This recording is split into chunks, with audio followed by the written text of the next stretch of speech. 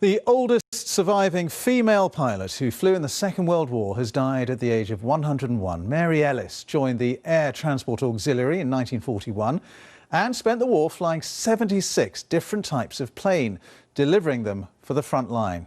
Our correspondent Ben Ando has been looking back at her extraordinary life. Back in April, Mary Ellis was invited to Biggin Hill to celebrate the centenary of the RAF, an organisation she predated by 1 year, enjoying the flypast of a Hurricane and a pair of Spitfires. During World War II, she had served in the Air Transport Auxiliary, or ATA. Her job was to fly Spitfires, Wellingtons and dozens of other aircraft types from the factories where they were made to the airfields where they were needed. Initially, the female pilots were restricted to flying trainers and transport planes, but it wasn't long before they were tasked with flying fighters and bombers too. And as she remembered in a BBC interview, on one occasion, the ground crew simply refused to believe a woman had just delivered their brand new Wellington bomber. I said, I am the pilot. And they didn't believe me, and they actually went in the aeroplane and searched it to find a pilot, and they came back and said, there's nobody there, you must be.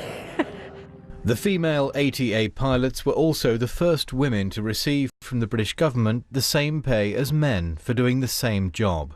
On Twitter, former airman John Nichol described her as a truly remarkable lady, noting that among the 76 different aircraft types she flew, 400 were Spitfires. After the war was over, Mary lived in the Isle of Wight, where she managed Sandown Airport for 20 years. But it was in the sky that she'd made her mark, and where, she would say later, she had always felt truly free. Up in the air on your own, and you can do whatever you like. You know, I flew 400 Spitfires, and occasionally I would take one up and go and play with the clouds, which was so delightful and lovely. Oh, I can't tell you how wonderful it was.